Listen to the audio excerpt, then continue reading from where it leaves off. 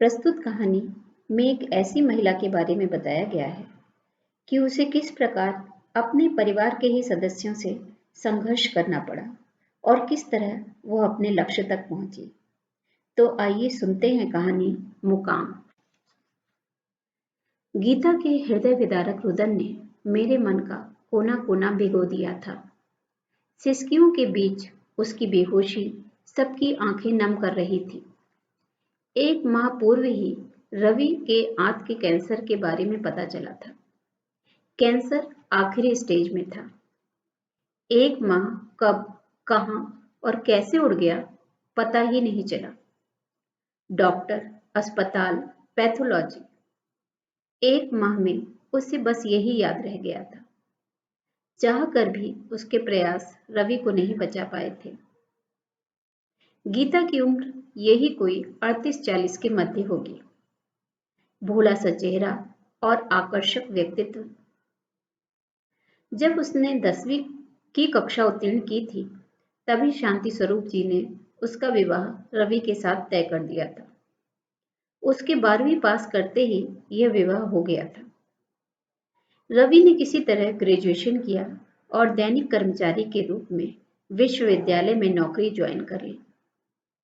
गीता चाहती थी कि रवि आगे भी पढ़ाई जारी रखे, लेकिन दोनों की सोच और उम्र में बहुत अंतर था।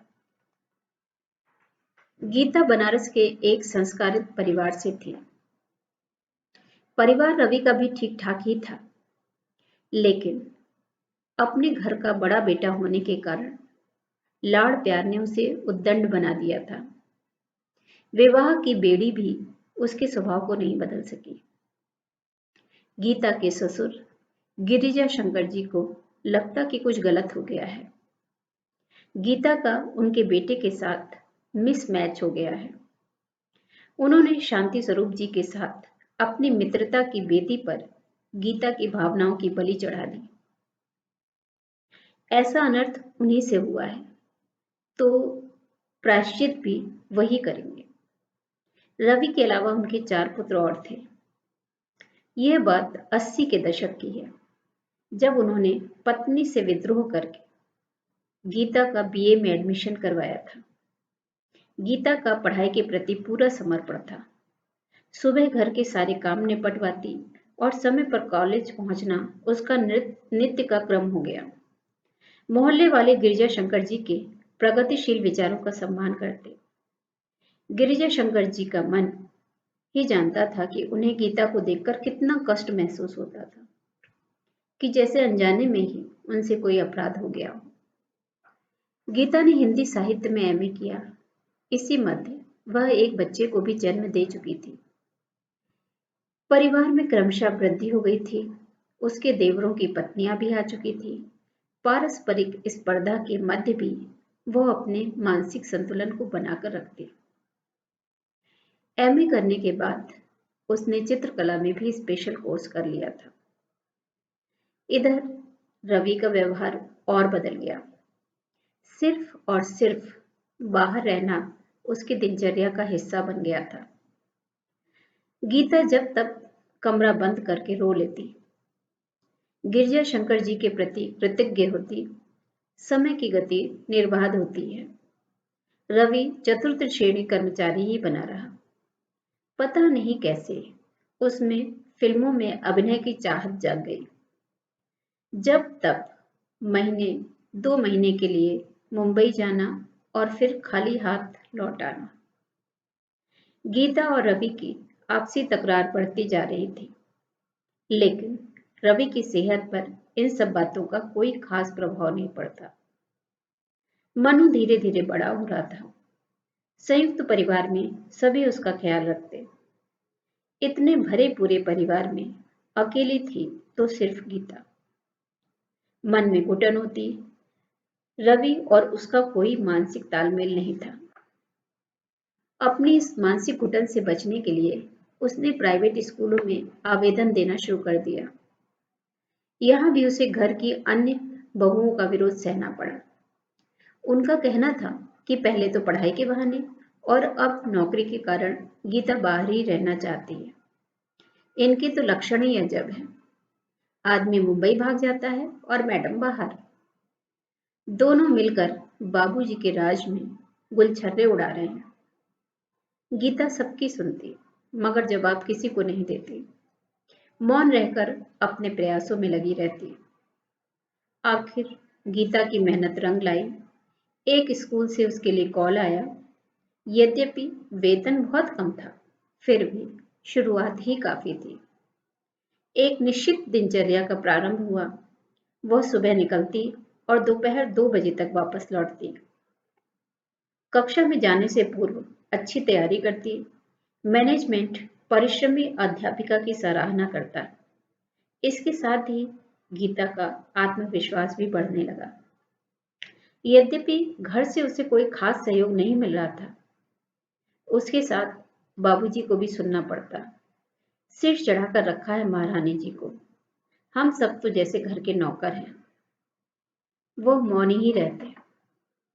जिस स्कूल में गीता पढ़ाती थी, वहां पर एक शिक्षिका ऐसी थी जो नौकरी के साथ ही पीएससी की भी तैयारी कर रही थी। गीता ने उससे थोड़ी बहुत जानकारियां हासिल की और बाबूजी के समक्ष पीएससी का एग्जाम देने की इच्छा जताई। गिरजा शंकर जी की खुशी की सीमा न रही। जो अभिलाषा वो अपने बेटों के माध्यम से पूर्ण न कर सके, उस सपने को उनकी बहू ने देखा। गीता ने परीक्षा की तैयारियां जोर शोर से शुरू की।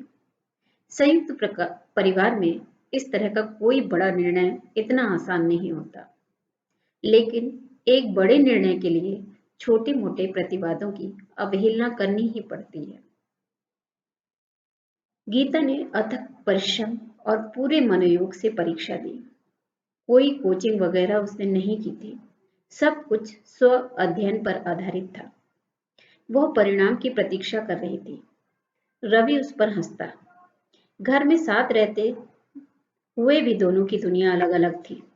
यह गीता के जीवन का मर्मात्मक पहलू था। बढ़ते हुए बेटे को परिवार वाले भड़काते। तुम्हारी माँ को तो घूमने से फुर्सत नहीं है, तुम्हारी बिल्कुल परवाह नहीं करती। अगर ऐसा ही करना था तो तुमको जन्म क्यों दिया? किशोर वह बेटा अपरिपक्व था। बहकावे में वह भी माँ के साथ कभी कभी रूखा व्यवहार कर डालता, लेकिन दृढ़ निश्चय और संकल्प के आगे बाधाओं को निश्चित रूप से झुकना ही पड़ता है। पीएससी के प्रथम प्रयास में ही गीता का चयन हो गया। घर में खुशियां आ गई। अब घर वालों को भी गीता की प्रतिभा का बोध हो गया। उसका स्थान एकाएक ऊंचा हो गया। गिरजा शंकर जी का मस्तक स्वाभिमान से ऊंचा हो गया। उनके मन की आत्मग्लानि उनसे कोसों दूर चली गई थी। रवि और गीता के मध्य का गैप और बढ़ गया था। गीता की अनुनय विनय के बाद रवि ने अपनी टेम्परेरी नौकरी छोड़ दी और छोटा मोटा व्यापार करने लगा। जीवन पटरी पर आने लगा था। गीता दिन प्रतिदिन व्यस्त होती जा रही थी। नई नई नौकरी की जिम्मेदारियां उसे कुछ सोचने का अवसर ही नहीं देती। उसको लगता कि जैसे अब सुकून ने उसके मन का दरवाजा खटखटाया है। रात्रि में थकी हारी जब बिस्तर पर लेटती तो पुरानी यादें चलचित्र की भांति उसकी आंखों के सामने घूम जाती। उसे विश्वास ही नहीं होता कि उसका बीता हुआ कल कितना संघर्षमय था। अभी कुछ वर्ष ही सुख शांति के बीते थे कि एक रात रवि के पेट में जोरों का दर्द उठा। डॉक्टर को दिखाया, चेकअप करवाया, कोई कारण पता ही नहीं चल सका। जब यह दर्द नियमित रूप से उठने लगा तो रवि को इलाज के लिए मुंबई ले जाया गया, जहां पर उसका कैंसर मालूम चल सका था। कैंसर आखिरी स्टेज पर था, जिसे ढेर सारा पैसा खर्च करके भी नहीं बचाया जा सकता था। आखिर में गीता रवि को मुंबई से वापस जबलपुर ले आई। 1 माह भी नहीं बीता और रवि की मृत्यु हो गई।